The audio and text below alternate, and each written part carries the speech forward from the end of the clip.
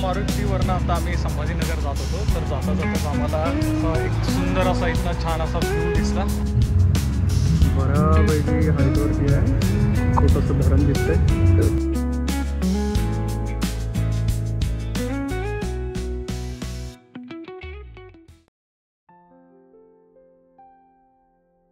नमस्कार. वेरूळ वरनं आम्ही थेट आलो भद्रा मारुती. 4-5 किलोमीटर अंतर असेल भद्रा मारुतीचं. भद्रा मारुती ही सुद्धा संभाजीनगरमध्येच आहे. संभाजीनगरपासनं एक साधारण 20-1 किलोमीटर अंतर असणार. भद्रा मारुती हे मारुतीचं खूप प्रसिद्ध असं मंदिर आहे, जागृत असं मंदिर आहे. बऱ्यापैकी लोक इथं मारुतीच्या दर्शनासाठी येतात. सो आपण आता लगेच दर्शन वगैरे करू आणि दर्शन करून झालं की इथे काही दर्शनाला जसं जास्त वेळ लागत नाही. सो दर्शन घेतलं की लगेच आपण आत सिटीमध्ये संभाजीनगरमध्ये जाऊ आणि मग तिथे थोडंफार आपलं शॉपिंग विपिंगचा प्लॅन आहे ते करू आणि घरी निघू.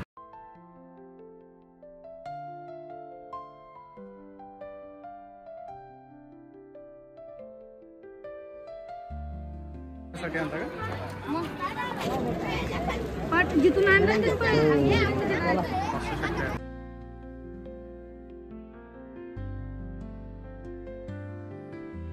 हे समोर दिसतंय भद्रा मारुतीचं मंदिर. हे एकमेव मंदिर असं आहे. एक राजस्थानमध्ये पण एक मंदिर आहे, खोले के हनुमानजी, खोले के बालाजी. राजस्थानमध्ये बालाजी म्हणतात हनुमानाला.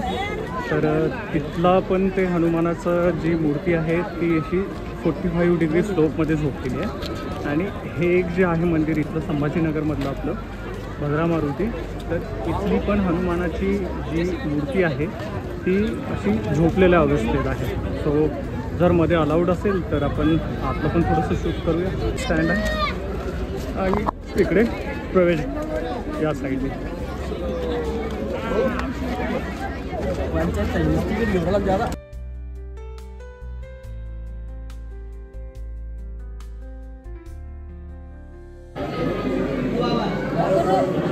झोपलेल्या अवस्थेमध्ये हनुमानाची मूर्ती आहे.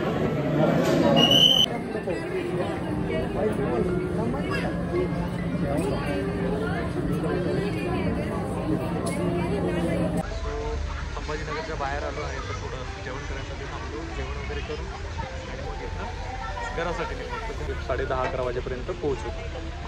बाकी तुम्हाला जर हा व्हिडिओ आवडला तर व्हिडिओला लाईक शेअर करा, चॅनलला सबस्क्राईब करायला विसरू नका. भेटूया पुढच्या व्हिडिओमध्ये.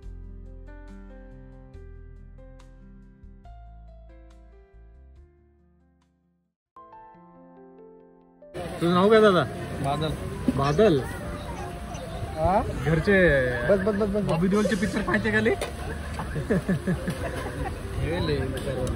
मस्त काळा रस्सा, शेवग्याची हा पंडी, भाकरी पण चांगल्या कुरकुरीत दिसायला लागल्या. ताटाच केलता काय माहिती, कधी केला होता की. आपा बरोबर घ्या, हा सांडू नको. जबरदस्त आहे. आपा हा ना घ्या, चला करून घेऊ.